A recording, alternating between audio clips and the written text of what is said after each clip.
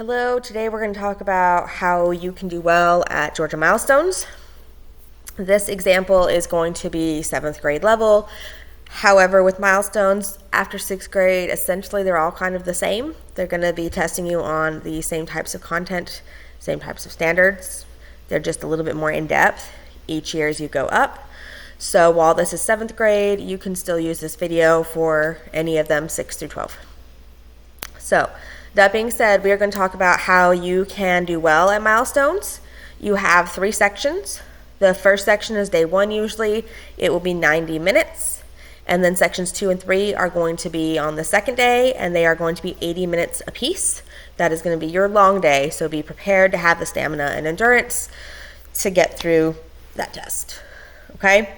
So there's going to be a separate video going over how to do the written portion and a separate video talking about the language and grammar portion. Today we're just focusing on the reading content portions. So this is our first question. This is what we're given. Am I going to go and read through all 20 paragraphs? Generally, no. If you are a slower reader, this is going to slow you down. If you're a decent reader but you have reading comprehension gaps, that's also going to slow you down. Don't get bogged down in all of the details. I know this seems counterintuitive because it's testing whether or not you read it. It's not. The test doesn't care if you read it or not. The test cares about, can you answer a question that they give you using the information that they give you. That's it. Doesn't matter if you've ever read this before in your life. If you can answer the question based on the information they give you, you're golden. So what we're going to do here, right here, it's telling us where to go. In paragraph 4 of the passage, what does the use of the word prehistoric suggest about the narrator? So I'm going to scroll on down to paragraph 4. And prehistoric, I'm going to find that, and I'm going to highlight it. Okay? So what does it suggest? What does it mean in this context? That's what we're being asked. Okay? We can see from our answers, they're all pretty much the same. Surprised, fascinated, amazed, impressed. Those are all just synonyms. So the next thing we're looking at is, are we talking about eyes, the gentleness, the size, or the strength? So let's just read this first sentence. They weren't just big, they were almost prehistoric. Pause. Okay? What is being expounded upon? They weren't just big, they were prehistoric. So both of these are describing. Okay? Continue. Like 2 hair-covered dinosaurs. What are dinosaurs generally? Big. Like when you think of dinosaurs, you're probably not thinking of little compies. You're probably thinking of Stegosaurus, T-Rex, the bigger ones, right? Walking slowly up from the river. And when they moved closer, I could see that very little of their bulk was fat. So just right here, just with that one sentence, is there anything about their eyes? Nope. So we're going to go ahead and cross that out. Is there anything about them being gentle? Nope. Cross that out. Is there anything about the size? Yes, big, prehistoric dinosaurs. All those are talking about the size. Horse's strength. Is there anything in that sentence that talks about strength? Nope. So our answer has to be C. Going on to part B. We see here that we are given which detail from the passage best supports the meaning of the word prehistoric. We already know that we can cross out paragraph 5 because we're not reading paragraph 5. This first part of the question told us paragraph 4. We don't care about paragraph 5. So we can automatically strike those out. So, prehistoric, great bulges of muscle. Was that in the sentence that talked about prehistoric? No, that was in the second sentence. Hair-covered dinosaurs. Yep, that was literally right after prehistoric. That's supporting it. So that's our answer. Okay. Next, moving on. Question 2. How does seeing the horse's eyes affect the narrator of the passage? He becomes confused about how they knew how to return home. He gets to develop an affectionate attitude towards the horses. He's reminded that horses are like other animals that he likes. Or he realizes that horses are mainly focused on their food. We don't know. We only read the one sentence, right, from the one paragraph. Instead of coming back over here and starting from scratch, we're not going to do that. We're going to go to part B because it's a 2-parter, which means part B is going to help answer part A, vice versa. So I only need to look at paragraph 1, 5, 6, and 8. All right, so do I have to actually read over here? Not necessarily, right? So he went to the back double opening door and said quietly, "Bill Bob, come on in now." Okay. Does that have anything to do with horses being like other animals, focusing on food, being affectionate, or horses knowing how to come home? Not really, no, right? We don't know. So we're going to go ahead and cross that out because it just doesn't make sense. Plus, it's the introduction, so that's not going to help us. Paragraph 5. Just going to go ahead where this cuts off. So, huge heads that lowered to nuzzle Newt's hand while he stood at the back door of the barn. Enormous, round feet that sunk forever in the mud in the back of the barn. Great, soulful brown eyes that somehow made me want to hug the giants. Well, right here, we're already talking about eyes, so I found the eyes that I was looking for. Okay? And now what goes along with that? It made me want to hug the giants. So I'm going to press pause and come back up here. What was I looking about? I was looking about the eyes. Okay? I was looking for the eyes. So this part about the eyes has nothing about the horses coming home. This part about the eyes has nothing to do with other animals. And this part has nothing to do with food. So right there, I already know what part A is. He begins to develop an affectionate attitude toward the horses. How do I know this? Because it made him want to what? Hug the giants. Is there anything here that supports that? Yes, and it's in the same paragraph. Made me want to hug the giants. Therefore, our answer is B. But we don't have to continue on. See how much time that saves you by just going to those little parts and finding them. Moving on. You are going to have technology enhanced questions. So for this, I'm just going to go toggle over for you so you can just see the questions. Choose one statement that best describes the central or main idea of the passage and drag it into the central idea box. Then choose 2 details from the passage that best supports it. So we're looking for main idea, supporting details. With that being said, if I look at my options over here, I see a bunch that have paragraphs and quotation marks. Those cannot be my main idea because they're direct quotes. A direct quote cannot be your main idea. So that means that I only have 3 options for my main idea. New experiences can be intimidating. Hard work is a good way to build character. Good friends help each other out. Okay, so if I'm just going based on those 2-3 sentences that I just read, is there anything talking about good friends helping each other out? Nope, we're talking about horses, right? So we're going to put this one on the back burner. Hard work is a good way to build character. It might be, it's about horses, right? And being in the barn. New experiences, so it could be one of these 2. So now I want to see what my supporting details are. We had only been there a few moments when Newt came inside. Does this support any of these? Not really. Okay. Which I had seen earlier but hadn't understood and didn't want to ask about because I was sick of looking stupid. What does this support? Does this support good friends helping each other out? No. He's like, I'm not asking for help. I don't want to look stupid. I already look dumb. Is it talking about hard work? No, it's not necessarily saying he's working hard. It's saying that he's trying to understand stuff and he's confused, but he doesn't want to keep asking questions. Okay? So does this describe a new experience and feeling kind of intimidated? Like, I don't want to look stupid because I don't understand this. Yes, so this does support this. So I have one supporting idea for a central idea. Do I have anything else that can go along with them? Okay, so I'm going to go ahead and, no, can't strike that out. But Newt took the collars down and put them around the horses' necks while they were eating. Does that have anything to do with any of this? No.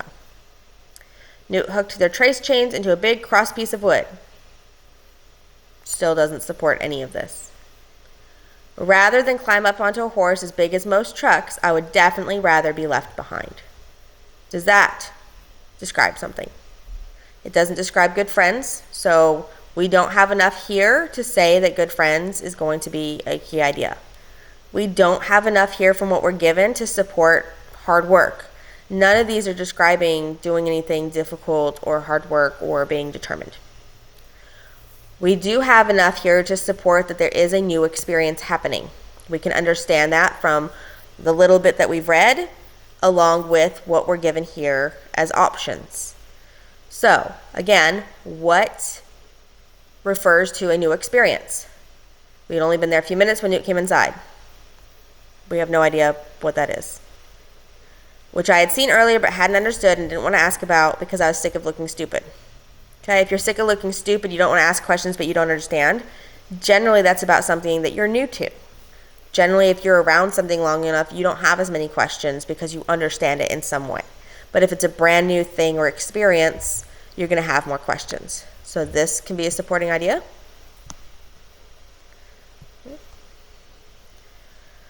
Newt came and took the collars down and put them around the horses' necks while they were eating. That has nothing to do with a new experience. He hooked their trace chains into a big cross piece of wood. That's just saying what he did. That's not talking about any experience. Rather than climb up onto a horse as big as most trucks, I would definitely rather be left behind. That's an experience. Mounting a horse to ride a horse for the first time. He said, nope, that's a big horse. I'd rather just be left behind. Okay? So I have my main idea, supporting details. If I want to double check, I had two things here. Is there anything here that can support either of them? No. And I can flag this question, and if I have time at the end, I can come back and read a little bit more to double check my answer. But for now, we're going to move on. But definitely flag it so that you can come back to it later just to make sure that you're on the right track. Okay. So we're going to go ahead and open our viewing so we can see both of them again. So this is a new passage, the horse rode. In paragraph 11, what does the author's use of the phrase volley of rushing speed suggest? So we can go to paragraph 11. Okay, this is the conclusion. Volley of rushing speed. So we're just going to kind of skim. Oh, there we go. First sentence, easy. Volley of rushing speed. Okay? So, what we're looking for here is the riders experience pure delight and excitement that comes from victory. The riders are moving so swiftly they seem to practically be flying through the air. The horses have lost control and are surging dangerously down the hill. Or the rapid pace of the event is exciting but very overwhelming. Okay, so context clues. We plunged through the valley. Now we were arrows let loose. A volley of rushing speed. Wind poured into my open mouth. I was laughing, yelling, feeling the summer morning fill me with joy. Okay? So, does anything there make us feel like they're overwhelmed? Nope, they're happy, they're excited, they are like, this is amazing. Is there anything here to let us think that they have lost control and it's dangerous? No. So we've got two options here. They're excited that they have a victory, or they are moving so fast they think that they're practically flying through the air. We don't know. What we can do is go to part B. Which passage best supports the answer to part A? My stallion burst past the horse ahead, its tail whipping. That doesn't have much to do with flying through the air or experiencing victory. Too much, right? But we'll keep on to it. I was laughing, yelling, feeling the summer morning fill me with joy. Okay, well, pure delight, but from that little bit that we read, it's not really about a race, right? Okay. We plunged through the valley. We don't know if that has to do with victory, and that also doesn't really explain how quickly they're going. It's just saying they're going through the valley. So we're down to two options on both. So let's go and read where it says, my stallion burst past. Okay. So we're going to skim. Okay. Run, Griffin, I cried, and my stallion burst past the horse ahead, its tail whipping across my arm. In the corners of my eyes, I saw the other horses. The riders crouched over their necks. Shoulder to shoulder, we streaked down that narrow valley as it tipped us, like a torrent of stones in a riverbed toward the foothills. Okay? So, nothing else past that is going to be talking about this first part, which is a volley of rushing speed. We are just looking at this section. Okay? That is going to directly relate to the volley of rushing speed. Stallion burst past the horse ahead, its tail whipping.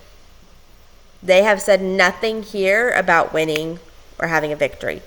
So we know it's not that. Okay? Do they seem to be flying through the air? Yes. Okay? The wind is pouring into their mouth. They are arrows let loose, a volley of rushing speed. So, what helps support that? A volley of rushing speed. My stallion burst past the horse ahead. Does that really tell us how fast they're going and that they're practically flying through the air? Not really. We were arrows let loose. What do arrows do? They literally fly through the air. Okay. So there we are. So, question 5. How does the structure of the passage from the horse road contribute to its meaning? That's a question everyone's like, oh, this is boring. I don't want to do it anymore, right? A lot of you are going to say that and say, okay, I'm over it. I'm just going to guess now because it's easier to guess and move on and be done with it to take a nap versus answering the question. Again, we don't have to read a whole lot. We just have to understand. So by describing the setting before describing Griffin's appearance, the author emphasizes that Griffin is far from home.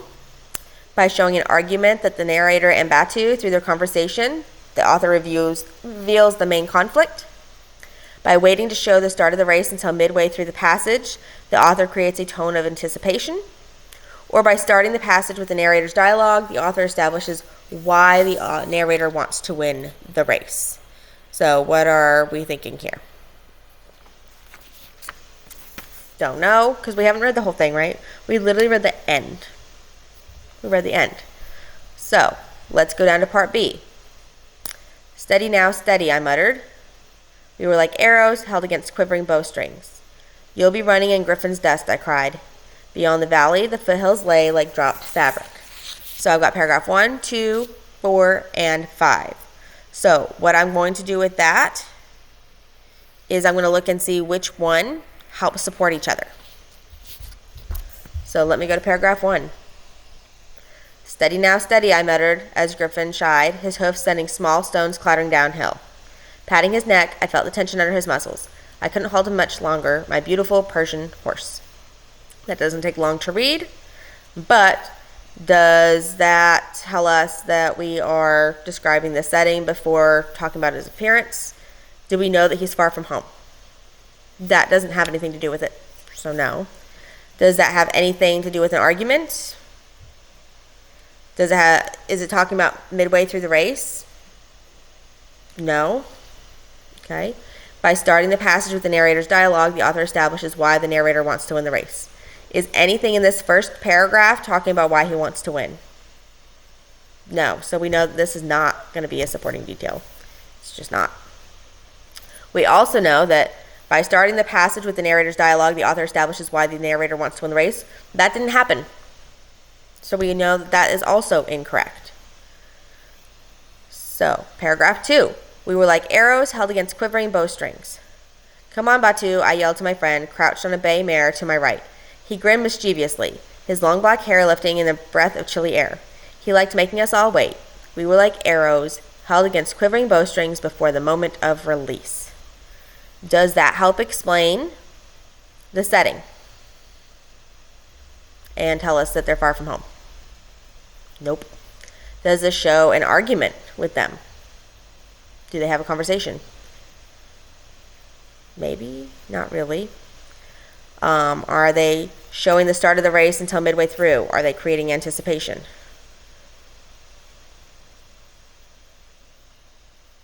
Maybe. So we're going to move on and come back. You'll be running in Griffin's dust, I cried. Paragraph 4. That's literally all it says. That's it. Does that have anything to do with the setting? No. Anything to do, an argument between the narrator and the main conflict? Do we see that at all? No. started a race. No. So that's not helpful to us at all. Okay? And then finally, paragraph 5. Beneath us, the valley plunged downwards through the mountains. It seemed impossibly steep, strewn with stones and low-growing shrubs. Beyond the valley, the foothills lay like dropped fabric, in soft folds of lush summer grass and wildflowers, the bright splash of poppies, the tall stems of blue iris. Further away still, 2 days' ride in the distance, lay my home of Urshi, in the wide golden valley of Fergana, where vines and wheat and apricot trees grew beside irrigation canals. Okay, so does this describe the setting before describing Griffin's appearance and emphasize that he is far from home? Yes and no, right? So he's 2 days' ride, so he is far from home, and that does kind of describe it, but beyond the valley, the foothills lay like dropped fabric doesn't tell us that it's far from home. Okay? Does it help show an argument? No. Does it show the start of the race? Also, no, right? It doesn't. So, what we can see with both of these, neither of these is describing an argument. We have not seen an argument in what we've read so far. Okay. So, what else do we see here? Griffin's appearance. Do we see Griffin's appearance? Do we know who Griffin is at this point? We know that he's the horse, and we know what his hooves are doing. We know that he's tense. But that's it. We don't really know what he looks like. Okay? We do know that he is far from home. But beyond the valley, the foothills lay like dropped fabric doesn't enhance that. Right? By waiting to show the start of the race until midway through the passage, the author creates a tone of anticipation. Beyond the valley, the foothills lay like dropped fabric. Does that help talk about anticipation? No. We were like arrows held against quivering bowstrings. If you know what quivering means, it means it's shaky, right? Anticipation. If you're holding a bowstring and you're just waiting, what does that mean? You're building that anticipation. So, that one took us a little bit longer. And again, that's why you want to do it this way, because you can knock out the easy ones quickly, so you can spend more time on the ones that need you to go and do a little bit more digging. Okay, for this is our drop down. Okay, the narrator of the passage from Harris to me mostly views Harris and Newt's actions in paragraph 9. So I'm going to go ahead and pull that up. I'm not going to read it yet, but just we're going to see. With what? Adoration, curiosity, disappointment, or impatience. Okay, and I got to go back and make sure I'm on the right passage, which is Harris and me. Okay. Harris was all over the horses while Newt worked. He crawled under them, over them, handing ends of straps to Newt, who was back to silence. And the horses stood peacefully, even when Harris stooped to walk between their back legs and out into the aisle to stand next to me. Okay. How does he see them? Okay. Does he feel like, oh, I love you, I adore you? No. Does he seem disappointed? No. Is he impatient? Is he tapping his toe saying, oh my gosh, hurry up? No. He's just like, wow, like he's all over them, like they're just peaceful, they're not doing anything. That's crazy. So he's curious, right? While the narrator of the passage from Horse Road views Batu's actions in paragraph 2 with concern, hope, impatience, or surprise. Horse Road, paragraph 2. We've already read this. Okay, come on, Batu, I yelled to my friend, crouched on my bay mare to my right. He grinned mischievously, his long black hair lifting in a breath of chilly air. He liked making us all wait. We were like arrows held against quivering bowstrings before the moment of release. How does he feel about Batu? Is he concerned? No, he knows that this is what he does all the time. Is he hopeful? No. Is he surprised? Again, no. He likes making us all wait. This happens all the time. We are having to wait. That means we are impatient, right? Let's go. Come on, Batu, let's go. The narrator of the passage from Harris and me views his situation in paragraph 18 with, while the narrator of the passage from the Horse Road approaches her situation, paragraph 11, with, Okay, we've already read paragraph 11. How do they feel? Confident, content, which is similar to hate but not the same. Discouragement or jealousy. Okay, so we already read that they are excited. She just passed somebody. Okay, and now if I continue reading, shoulder to shoulder we streaked down the narrow valley as it tipped us, like a torrent of stones in a riverbed towards the foothills. Griffin dodged a boulder. We swerved past it like one creature, like the centaurs in Greek stories that my father liked to tell us as we sat around the fire on snowy winter evenings. Griffin and I were molded together by sheer determination and by the pleasure of our speed. I was only half a girl. The other half of me was all running horse. Long sinews, big heart, pride. Is any of this telling us that she's jealous? No. Is any of this telling us that she's discouraged? No. Is any of this saying that she's mad or upset in any way? No. So she's confident. Okay. Now paragraph 18. Okay. How does he feel? Annoyance, enthusiasm, playful, uncertain. Okay. As a matter of fact, I was thinking that exact thing just then, that rather than climb up onto a horse as big as most trucks, I would definitely rather be left behind. But pride won out, and I hesitantly made my way onto the mower on the back and the left of the horse. Bill and I took one careful step after another to climb the tongue until I could pull myself up onto his shoulders. He was so wide my legs seemed to go straight out to either side, and I could feel him breathing beneath me like warm bellows. Great drafts of air as his shoulders worked slowly. Okay, what do we think? Is he playful here? No, right? Because he's still like, I'm not sure about this situation. Not sure. Okay, so we're not really annoyed. We're not enthusiastic. We are not thrilled to be doing this. We are just doing it because of our ego. So how does he feel? He feels uncertain. He's like, I don't know about this. It's hard for me to get up. I'm hesitant. I'm uncertain. Okay. Okay, both the passage from Harris and Me and the passage from Horse Road explore the theme of how people respond to challenges. Write an essay in which you compare the way authors develop this theme over the course of each passage. Be sure to use specific examples from both passages in your response. Okay, we are going to skip this one for now, and we're going to talk about it when we talk about the writing portion. Okay. So, this is a passage from Mesa Verde by Mary Quigley, Ancestral Puebloans and the Culture. So we can understand from just reading this part that it's probably going to be nonfiction, okay, versus what we just read, which was fiction, okay, or literary. This is going to be informational. So, same exact thing that we just did. What is the meaning of encountered as used in paragraph 11? Okay, paragraph 11, we're going to look for encountered. Okay, look, here it is. And this is something we should probably already know, the word.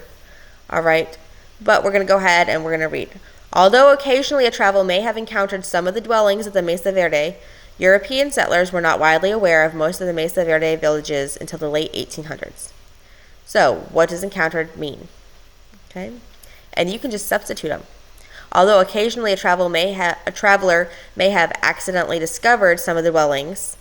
Does that make sense? Yes. Although occasionally a traveler may have found artifacts from some of the dwellings. Does that make sense? A little bit, but it's a traveler, so they might have found artifacts.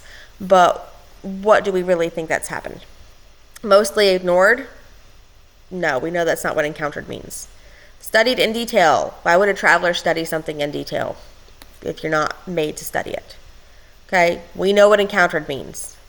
So based on us knowing what encountered means and the sentence, we're going to understand that they accidentally discovered it. Okay, so we accidentally happened upon it. Okay, how do we know this? Okay. Paragraph 10. Why are we looking at paragraph 10? We're not, remember? It just told us what paragraph to go to. So we're going to go ahead and cross those out. Look at the easy ones, make it easy. So, what helps support this, that it was an accident?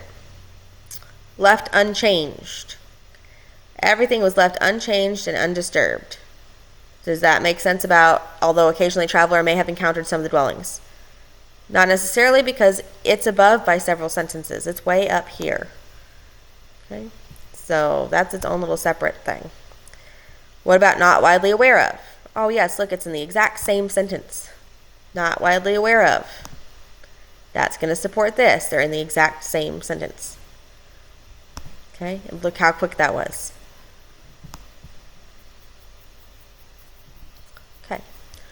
Which sentence states the central idea of the passage? I know this is a struggle for a lot of you to understand, like the central or main idea. So what we're going to do is we're going to take a breather. You're going to pause for a second if this is something that you struggle with. All right? And we're just going to go with it. So we need 2 sentences that support. We have paragraph 2, 3, 4, 6, 8, 9. Oh my God, that's the whole thing. You might as well read the whole thing, right? No, don't read the whole thing. So, many experts such as linguists and doctors have helped archaeologists learn about the Puebloans. As a result of living in permanent settlements, the Puebloans made many advancements. Innovations such as in pottery and basket making made life easier for them. Innovations such as in pottery and basket making made life easier for them. Well, obviously, it's probably not the one that's repeated twice, right? Okay, and that one was kind of a give me. All right, I'll give you that. So we can scratch those out. So I'm left with 2. So, what is my title? Ancestral Pueblans and Their Culture. Okay. Do we know a lot about this based on this one little section that we read?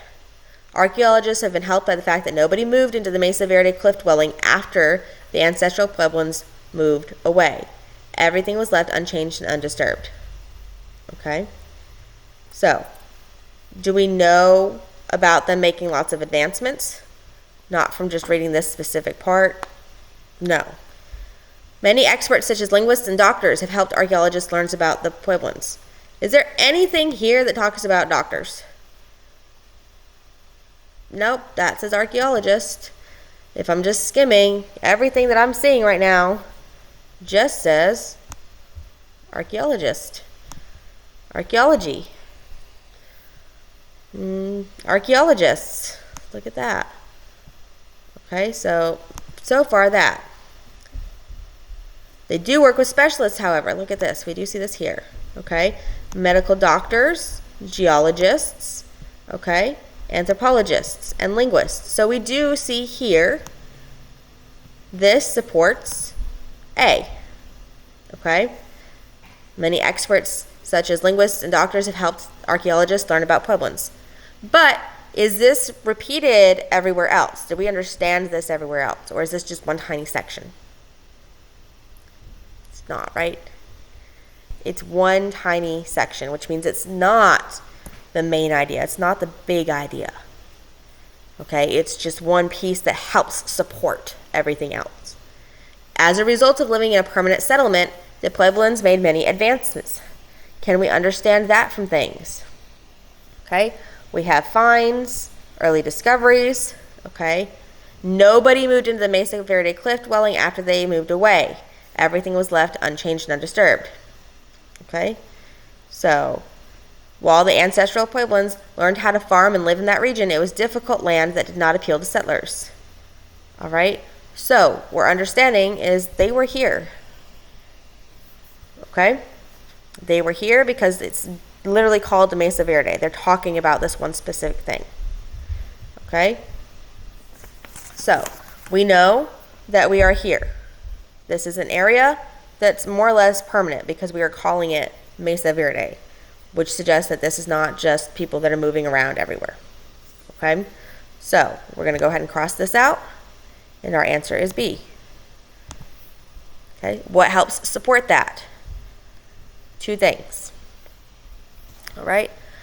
A geologist who studies earth and its rocks can determine whether the clay in a particular pot came from. That doesn't help us understand that they stayed there forever, right? That wasn't permanent. We don't know that. That doesn't help us, correct? Correct. So, today you can visit their deserted villages. Not super helpful. Mesa Verde has generated population estimates ranging from 5,000 to 30,000. Not really helpful, right? We're looking for something that helps talk about advancements and living permanently. Okay?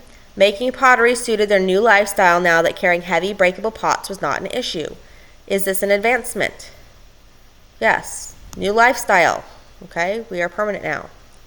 This is because some of the main evidence of their culture is the baskets they made. This doesn't tell us about much.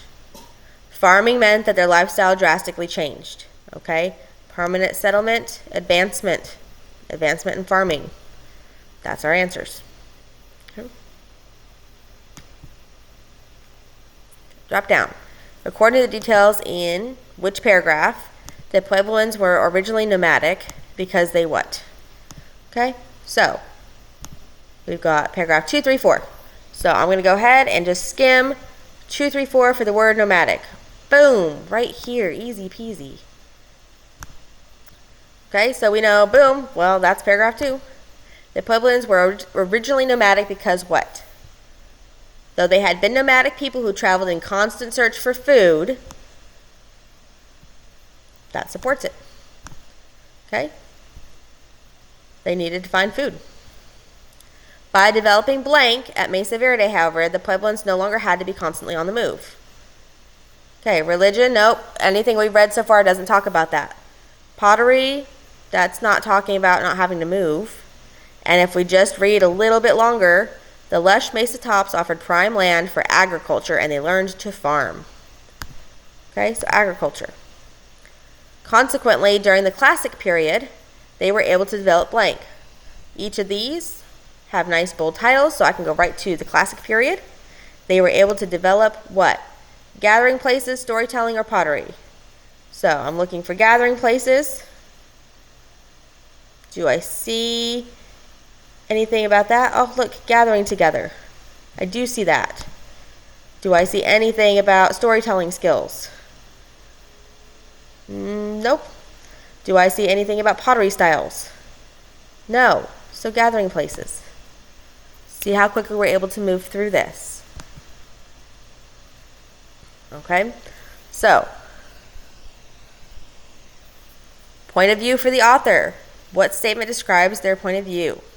They find it interesting that socializing was so important. They're surprised by how much the experts have learned. She feels she feels regret about the disappearance, or she is impressed by the advancements that the Puebloans made. What do we think it is?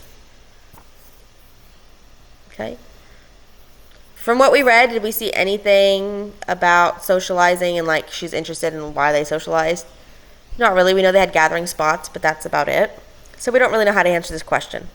Let's go ahead and go. We're looking at 7, 8, 8, 10. Pop down to 7. Gathering together, socializing. Cool, a little bit. But is that telling us her point of view? Not really, so we'll hold on to that. All right. Paragraph 8. Learn to craft beautiful pottery, jewelry, and woven items. Okay.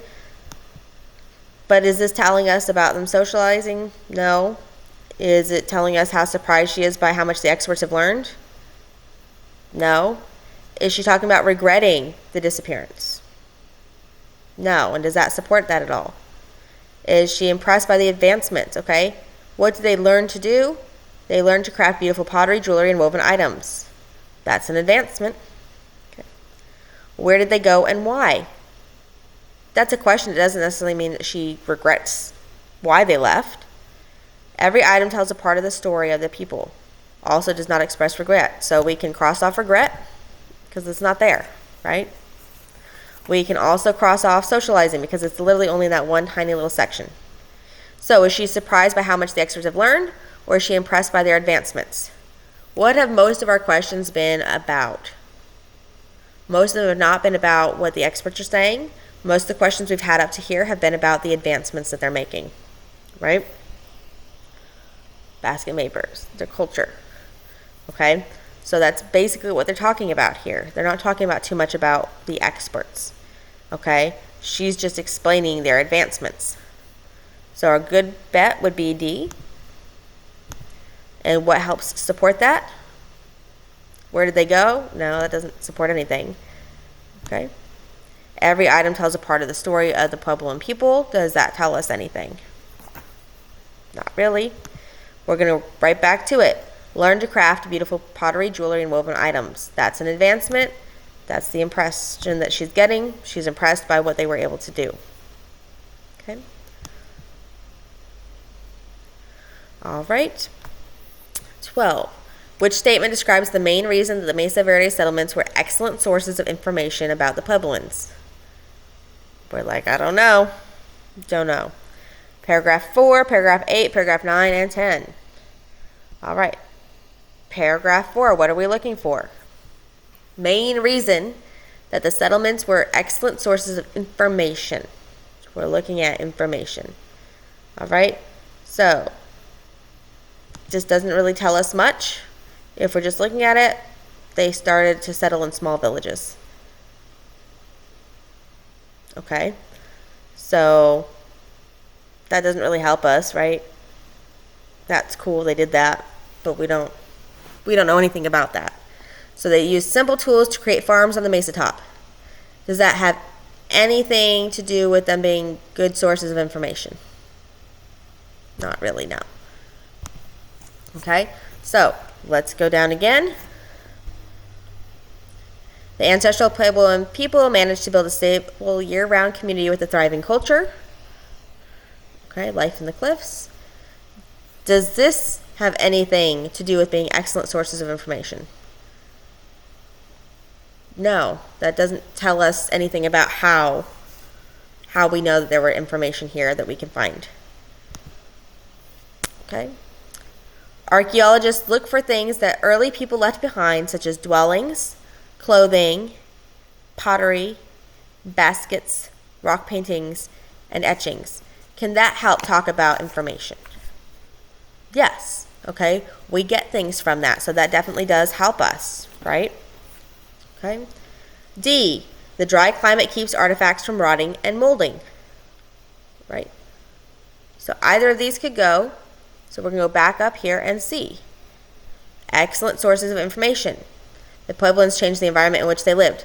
That doesn't really help us. That doesn't tell us about the information we're able to get from them. Right? So, the Puebloans began creating more durable objects. Yes and no, but that doesn't help us. You can have a durable object, but after all, if we can't access it hundreds of years later, it doesn't really matter. Okay? The Puebloan society lasted hundreds of years. That also doesn't give us any information about the Puebloans. Okay? And it doesn't really have anything to do with that. So, the Puebloan possessions were well preserved. Well-preserved things are able to be looked at and give us information years later. So our answer there is C. What helps back that up? A lot of people are going to say C here as well. However, archaeologists look for things that early people left behind, such as dwellings, clothing, pottery, baskets, rock paintings, and etchings. What we're looking for here, this is our key word, is well-preserved. What helps make something well-preserved? The dry climate keeps artifacts from rotting and molding. If you had pottery, clothing, baskets, etchings, that kind of thing, if you didn't have the right climate, it wouldn't be durable enough to get information from because it would deteriorate. So your answer here is D. Well-preserved, what is going to help suggest well-preserved? D. Okay, so this passage claims that when the Puebloans settled in the Four Corners area, they changed their way of life to survive it. Select the button to show whether each detail from the passage supports or does not support the claim. The claim. When the Puebloans settled in the Four Corners area, they changed their way of life to survive there. Okay. They transported their food and supplies. Does this support what they're saying? They transported their food and supplies. If we don't know, we'll come back to it, okay? They learned how to weave baskets. Does that mean that they're changing in order to survive? Yes, we've discussed that. They developed farming techniques. Did we talk about that? Yes. They built homes. Yes. They worked on specific jobs. Okay, does that detail help support that they had to change their way of life?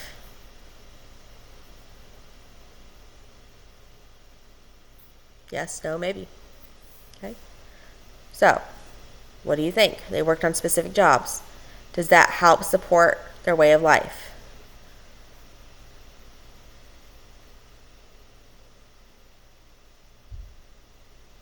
Okay, so your answer is going to be no, because we haven't read any of that and it's not necessarily a detailed passage there. And also, you're going to have jobs regardless of if you're nomadic or not. So it's not really supporting the point that they changed their way of life to survive. They would have had specific jobs regardless of where they were at. All right? They transported their food and supplies. Okay? Same thing. Right? So here, they learned how to do this, so they changed. They developed, okay? Changed. They built homes. They were nomadic before, which means they don't have dwellings like that. So those three things all go to say changed, learned, developed. They built homes. All those things are saying changed. They transported their food and supplies. That's not necessarily saying they changed anything. They worked on specific jobs, also not helping say that they changed anything. Okay? So we are going to talk about this in a separate video. This one is getting lengthy.